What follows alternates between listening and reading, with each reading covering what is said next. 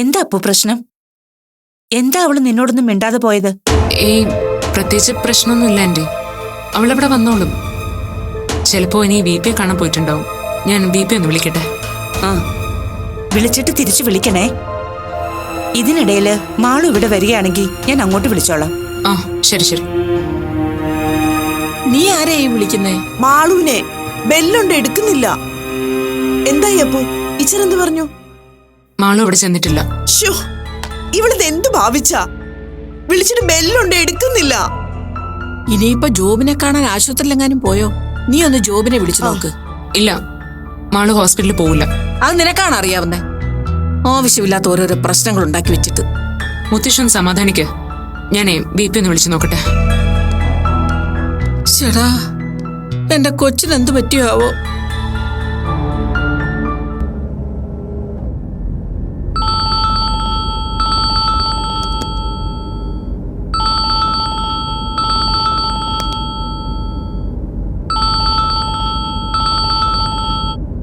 ആ അപ്പോ പറ, എന്തായി? നിങ്ങൾ വീട്ടിൽ തിരിച്ചെത്തിയോ? VP എവിടെയാ? ഞാൻ പുറത്താ. എന്തു പറ്റി? ഏയ്, ഒന്നുമില്ല. മാളു വിളിക്കുകയോ മറ്റോ ചെയ്തോ? ഇല്ല. അവളവിടെ പോയി? ഒന്നുമില്ല VP. ഞാനും മാളും കൂടി പുറത്തു വെച്ച് സംസാരിക്കുകയായിരുന്നു. ഡോക്ടറിന്റെ കാര്യം ഞാൻ അവളോട് പറഞ്ഞു. ഞാനും കൂടി ചേർന്ന് അവളിൽ നിന്ന് മറച്ചു വെച്ചെന്ന് പറഞ്ഞ് അവള് പിണങ്ങിപ്പോയി. ഞാനിപ്പോ DCന്റെയും വിളിച്ചിരുന്നു. അവൾ അവിടെ എത്തിയിട്ടില്ലെന്ന്. VP വിളിക്കോ വീട്ടിൽ വരികയോ ചെയ്തോന്ന് അറിയാൻ വേണ്ടി വിളിച്ചതാ. നീ ഇപ്പൊ എന്തിനാ അതൊക്കെ മാളനോട് പറയാൻ പോയത്? നീ കുറച്ചുകൂടി കഴിഞ്ഞ് അവളെ ഒന്ന് വിളിച്ചു നോക്ക്. ചിലപ്പോ അവള് ഡേയ്സിന്റെ അടുത്തേക്ക് തന്നെ പോയിട്ടുണ്ടാവും. എന്തെങ്കിലും അറിഞ്ഞാൽ നീ എന്നെ വിളിക്ക്. ഞാനിപ്പോ വീട്ടിലെത്തും. Okay VP. ഇത്രയും നേരം കാര്യം പറയാൻ എന്താ? മോളെ കുറിച്ച് വല്ലതും അറിഞ്ഞോ? ഇല്ല, VP വീട്ടിലില്ല. മുത്തശ്ശി ഇങ്ങനെ ടെൻഷൻ അടിക്കാതെ. എന്ന് നിനക്കൊക്കെ പറഞ്ഞാ മതിയല്ലോ. കൊച്ചെങ്ങോട്ടാ പോയെന്ന് ഒരു വിവരം അറിയാതെ. അശ്വതി, നീ വേഗം മുരളിയെ വിളിച്ച് കാര്യം പറ. ആന്റി പ്ലീസ്, മുരളി അങ്കിളിനോട് പറയൊന്നും വേണ്ട. അവൾ ചിലപ്പോ ഡേയ്സിന്റെ അടുത്തേക്ക് തന്നെയാവും പോയിട്ടുണ്ടാവുക. അവിടെ എത്തുമ്പോ ഡേയ്സിന്റെ ഇങ്ങോട്ട് വിളിക്കാന്ന് പറഞ്ഞിട്ടുണ്ട്. എന്നാലും അവള് വിളിക്കുമ്പോ ഫോൺ എടുത്ത് കാര്യം പറഞ്ഞാലെന്താ? അവള് ഓട്ടോയിലോ ബസ്സിലോ വല്ലതും ആയിരിക്കും. ട്രാവലിംഗിനിടയിൽ ഫോൺ അടിക്കുന്നത് ചിലപ്പോൾ ശ്രദ്ധിച്ചിട്ടുണ്ടാവില്ല. ഇതൊന്നും അല്ലെന്നേ. അവക്ക് മനസ്സിന് ദണ്ണം തട്ടുന്ന രീതിയിൽ എന്തോ ഉണ്ടായിട്ടുണ്ട്. അത് ഉറപ്പാ. ഈശ്വര, എന്റെ ഭഗവാനെ, എന്റെ കൊച്ചിന് അവിവേകം ഒന്നും തോന്നല്ലേ. അമ്മയൊന്ന് അടങ്ങുന്നുണ്ടോ? വെറുതെ ഓരോന്നും പറഞ്ഞ് മനുഷ്യനെ പേടിപ്പിച്ചോളൂ. ഞാനൊന്നും പറയുന്നില്ല. ദേ അശ്വതി, മര്യാദയ്ക്ക് മാളു എവിടെ ഉണ്ടെന്ന് കണ്ടുപിടിച്ചോണ്ട് വരാൻ ഇതിനോട് പറ. ആവശ്യമില്ലാത്ത ഓരോരോ പ്രശ്നങ്ങൾ ഉണ്ടാക്കി വെച്ചിട്ട്. ആന്റി വിഷമിക്കാതെ. മാളിനൊന്നും സംഭവിക്കില്ല. ഞാനല്ലേ പറയുന്നത്.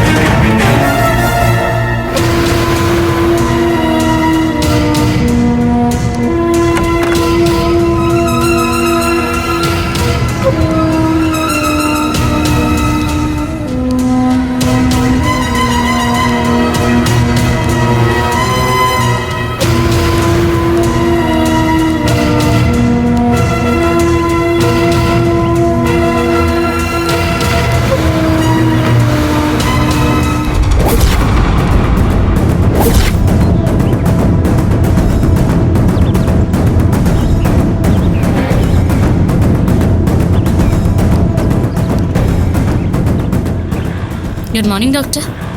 മോർണിംഗ്. താനെന്താ ഇവിടെ? ചുമ്മാ. ഡോക്ടർ ഇന്ന് വീട്ടിൽ വന്ന് ക്ഷണിച്ചില്ലേ?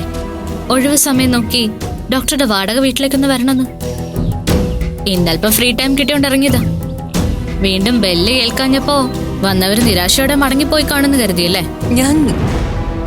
ഞാൻ വാഷ്റൂമിലായിരുന്നു. എനിക്ക് തോന്നി. അതാ ഞാൻ വെയിറ്റ് ചെയ്തത്. അല്ല, ആദ്യമായിട്ട് വന്നിട്ട് ഡോക്ടർ എന്നെ അകത്തേക്ക് ക്ഷണിക്കുന്നില്ലേ? എങ്ങനെയുണ്ട് വീടെന്നൊക്കെ അറിയാലോ. വേണ്ട, ഇപ്പൊ താൻ അകത്തേക്ക് പോവണ്ട. എന്താ തനിക്ക് സംസാരിക്കാനുള്ളതെന്ന് വെച്ചാ ഇവിടെ നിന്ന് പറഞ്ഞാ മതി. അതൊരു മര്യാദയാണോ ഡോക്ടർ? ഗസ്റ്റിനെ ഇങ്ങനെ പുറത്ത് നിർത്തി സംസാരിക്കുന്നത്?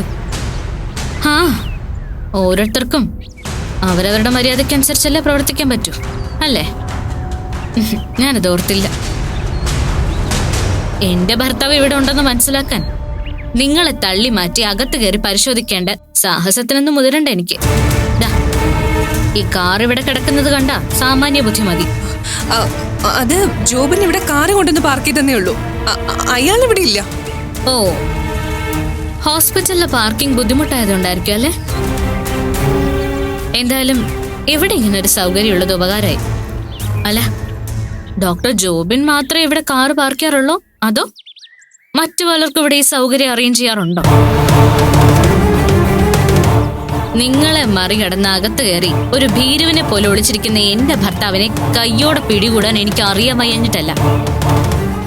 പക്ഷേ ഞാൻ എങ്ങനെ ചെയ്താൽ തോറ്റുപോകുന്നത് മകനെ കുറിച്ച് എപ്പോഴും അഭിമാനം കൊള്ളുന്ന ഒരു പാവം അമ്മയായിരിക്കും. സത്യം എന്താണെന്ന് ബോധ്യപ്പെടുമ്പോ ആ മനസ്സ് വല്ലാതെ മുറിവേറ്റു പോകും. വല്ലാതെ. ആ കണ്ണീര് കാണാൻ വയ്യാത്തോണ്ട് മാത്രം ഞാനിതിന് മുതിരുന്നില്ല. വെറുതെ വാച കടിച്ച സമയം കളയാതെ പോവാൻ നോക്ക. ഞാൻ പോയേക്കാം. എന്റെ ഭർത്താവിനോട് ചെന്ന് പറഞ്ഞേക്കും മാഡം. വൈകിട്ട് വീട്ടിലേക്ക് ഒരു ഉളുപ്പും ഇല്ലാതെ കയറി വന്നോളാം. അഭിനയം തുടരാൻ ഞാൻ തയ്യാറാണെന്ന് പറഞ്ഞേക്ക്. പോട്ടെ.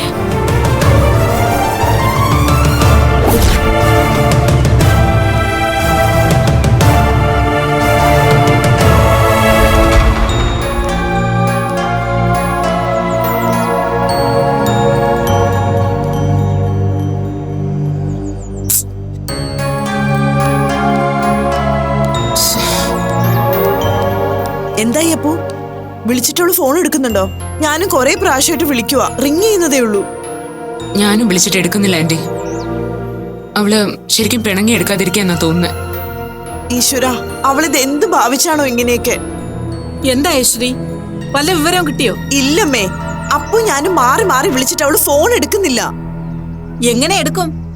ഞാൻ പറഞ്ഞില്ലേ, അമ്മാതിരി വർത്താനമായിരിക്കും അവളോട് പറഞ്ഞിട്ടുണ്ടാവുക. അല്ലെങ്കിൽ അവൾ ഇത്രയും പിണങ്ങി പിരിഞ്ഞിരിക്കാൻ മനസ്സ് കാണിക്കുന്നവളാണോ?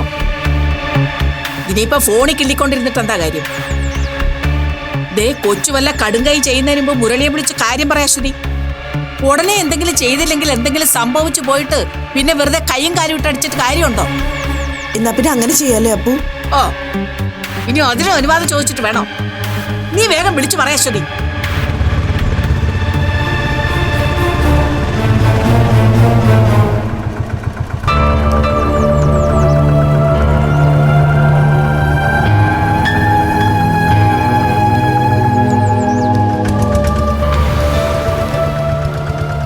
നീ ഇതെവിടെയായിരുന്നു മാളു? മനുഷ്യനെ തീ തിരിച്ചു കൊന്നേ അടങ്ങുള്ളൂ എന്നാണോ? എന്താ എന്താ നീ ഒന്നും മിണ്ടാത്തത്? ഞാനും അപ്പു എത്ര പ്രാവശ്യം നിന്നെ മാറി മാറി വിളിച്ചു, നീ എന്താ ഫോൺ എടുക്കാത്തത്? മനുഷ്യനെ വെറുതെ ടെൻഷൻ അടിപ്പിക്കുന്ന അത്ര സുഖമുള്ള ഏർപ്പാടാണല്ലോ. നിലത്ത് നോക്കിക്കാതെ എന്തെങ്കിലും ഒന്ന് പറയടി. ഞാനിത് പറയാം. കുറച്ചുനേരം തനിച്ചെവിടെയെങ്കിലും പോണം തോന്നി. അതിനിടയിൽ ആരുടെയും ഫോൺ എടുക്കാൻ തോന്നിയില്ല. ദേ മാളു, നിങ്ങൾ തമ്മിൽ എന്തെങ്കിലും വഴക്കോ തർക്കോ ഉണ്ടെങ്കിൽ അതിന്റെ ദേഷ്യം തീർക്കേണ്ടത് ഞങ്ങളോടല്ല. നീ ഇന്ന് ടീച്ചറിന്റെ വീട്ടിൽ നിന്ന് ഇങ്ങോട്ട് പോകുന്ന കാര്യം പോലും ഞങ്ങൾ കുറച്ചു മുമ്പ് അറിഞ്ഞത്. അപ്പുവിന്റെ കൂടെ ഇങ്ങോട്ട് വരാൻ തന്നെയായിരുന്നു എന്റെ പ്ലാൻ. പക്ഷെ അതിനിടയില് നീങ്ങ വന്നേ. അപ്പോ വരാൻ എന്തിനാ അവളെ വിളിക്കുന്നേ? അവളെ വിളിച്ചോണ്ട് പോയി വഴക്കും ബഹളവും ഒക്കെ ആയി ഇനി ഇവിടുന്നും കൂടി ഇറക്കി വിടാനാണോ നിന്റെ ഉദ്ദേശം? മുത്തശ്ശി, ഞങ്ങളുടെ കാര്യത്തിൽ വെറുതെ ഇടപെടാൻ നിൽക്കണ്ട. എനിക്കുള്ളോട് സംസാരിക്കണം. സംസാരിച്ചിട്ടേ ഞാൻ പോവുള്ളൂ. വാ ഇങ്ങോട്ട്. അശ്വതി, നീ എന്താ ഇതൊക്കെ കണ്ടിട്ടും കേട്ടിട്ടും മിണ്ടാതെ നിൽക്കുന്നത്? വന്നിപ്പം വീട്ടിൽ കയറി ഭരണം തുടങ്ങിയത് നീ കാണുന്നില്ലേ? എന്റെ അമ്മയും കൂടി ഇങ്ങനെ തുടങ്ങല്ലേ. അവര് തമ്മിലുള്ള പ്രശ്നം അവര് തന്നെ ഒന്ന് പറഞ്ഞു തീർക്കട്ടെ. നമ്മളായിട്ട് അതിൽ ഇടപെടാൻ പോവണ്ട. ആ, എന്ത് വേണേലും ആയിക്കോ. കണ്ടാലറിയാത്തവര് കൊണ്ടാലേ പഠിക്കുമെന്നായാ പിന്നെ ഞാനൊന്നും പറഞ്ഞിട്ട് കാര്യമില്ലല്ലോ.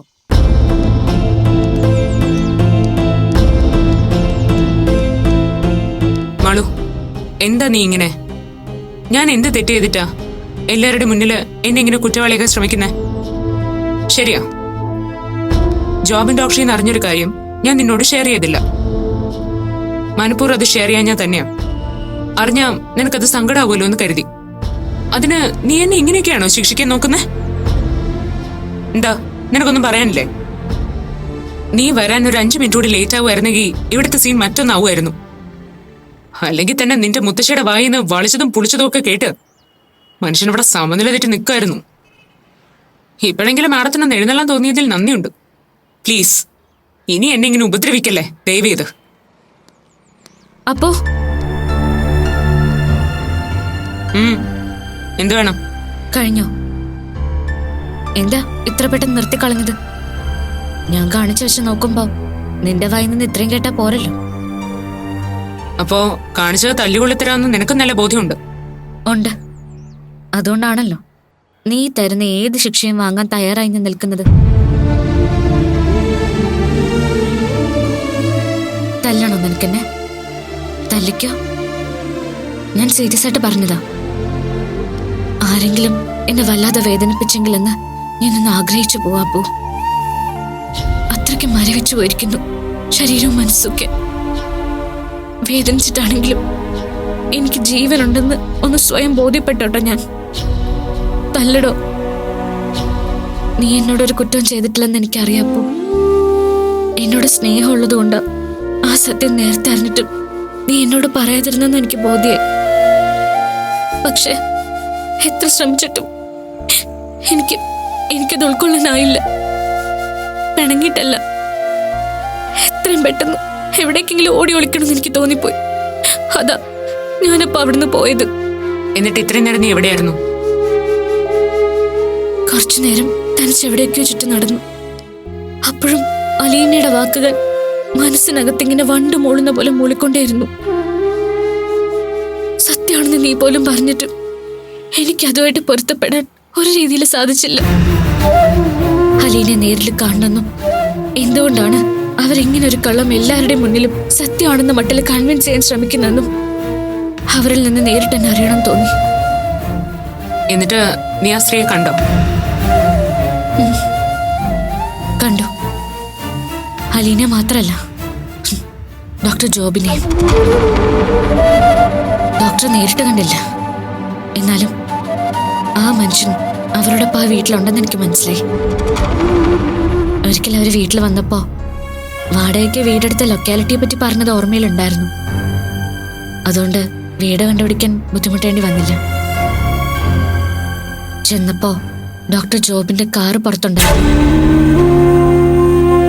അത് കണ്ടപ്പോഴേ മനസ്സിലായി ആളകത്തുണ്ടാവുന്നു. അലീന എന്തു പറഞ്ഞു നിന്നോട്? എന്നെ അവിടുന്ന് എത്രയും പെട്ടെന്ന് മടക്കി അയക്കാൻ വല്ലാതെ വ്യഗ്രതപ്പെടുന്നുണ്ടായിരുന്നു. കൂടുതലൊന്നും ചോദിക്കാതെ തന്നെ അവര് പറഞ്ഞ സത്യം എനിക്ക് മനസ്സിലായപ്പോ. അതുകൊണ്ട് അവരധികം ബുദ്ധിമുട്ടിക്കാതെ സന്തോഷത്തോടെ അവിടുന്ന് മടങ്ങി. ഞാൻ വല്ലാതെ ചതിക്കപ്പെടുമായിരുന്നല്ലേ അല്ലേ അപ്പോ? എങ്ങനെയോ മനുഷ്യർക്ക് ഇങ്ങനെ നല്ല വാക്കുകൾ പറഞ്ഞു ആത്മാർത്ഥത നടിച്ചു സ്നേഹിക്കുന്നവരെ യാതൊരു ദാക്ഷിണ്യമില്ലാതെ ചതിക്കാൻ പറ്റുക, അതും ഇത്രയും സാധുവായ ഒരു പാവ സ്ത്രീയുടെ മോന്. കഴിഞ്ഞതൊക്കെ ആലോചിക്കുമ്പോ ഡോക്ടർ ജോബിൻ തന്നെയാണോ എപ്പോഴും ആ വീട്ടിൽ എന്റെ ഭർത്താവായി ഡേസി ആന്റിയുടെ മകനായി കഴിയുന്നെന്ന് അത്ഭുതം തോന്നുക. എങ്ങനെയപ്പോ ഞാൻ മറ്റുള്ളവരുടെയും ഇവിടെ ഉള്ളവരുടെയും മുമ്പില് ഡേസി ആന്റിയോടൊക്കെ അയാളൊരു മാസ്ക് അന്ന് വിളിച്ചു പറയുന്നത്? പറ്റൂ എന്നെ കൊണ്ടതിന്? ഞാൻ പറഞ്ഞ ആരെങ്കിലും ഒന്ന് വിശ്വസിക്കോ? പറപ്പോ.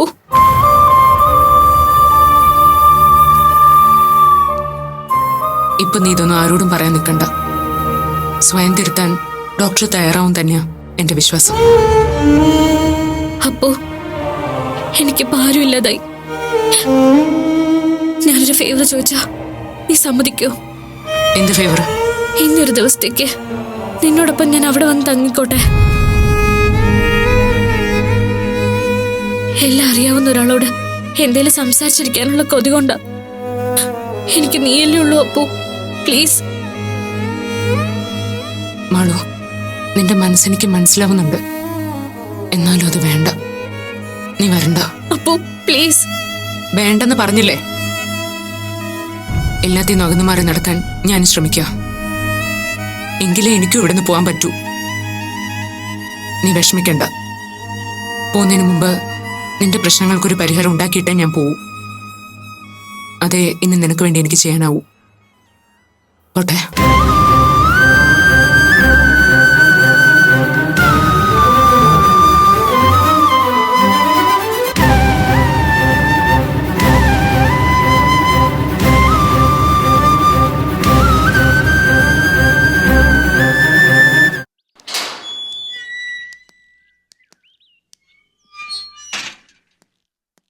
ഞാൻ നിന്നെ വിളിക്കാൻ തുടങ്ങായിരുന്നു.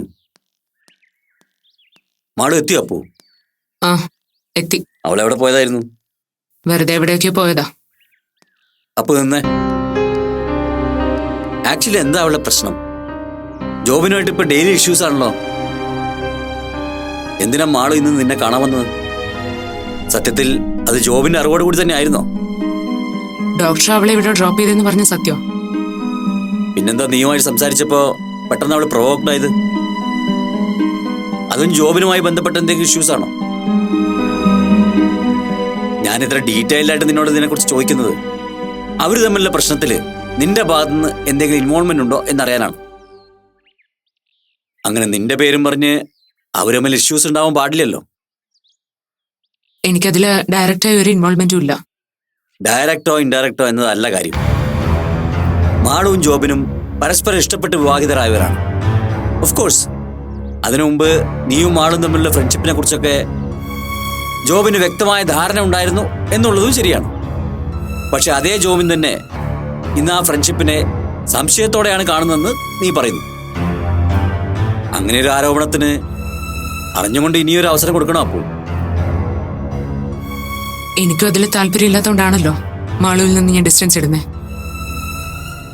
അപ്പൊ പിന്നെ എന്തിനാണ് മാള് നിന്നെ അന്വേഷിച്ച് വരുന്നത് എന്ന് സ്വാഭാവികമായിട്ടും ജോബിൻ സംശയിക്കില്ലേ? ഞാൻ നിന്നെ കുറ്റപ്പെടുത്തിയതല്ല.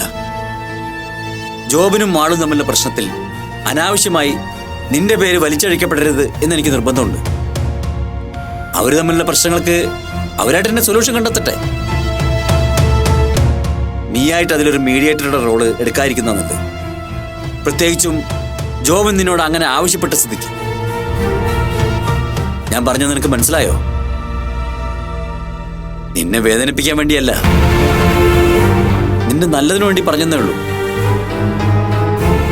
എന്ന് കരുതി മാളുവിനോടും ജോബിനോടും ശത്രുത തോന്നേണ്ട ആവശ്യമൊന്നുമില്ല. അതിനെ ഞാൻ ശ്രമിക്കുന്നത്. മാളുവിനെ ഞാൻ കാര്യങ്ങൾ പറഞ്ഞ് മനസ്സിലാക്കിയിട്ടുണ്ട്.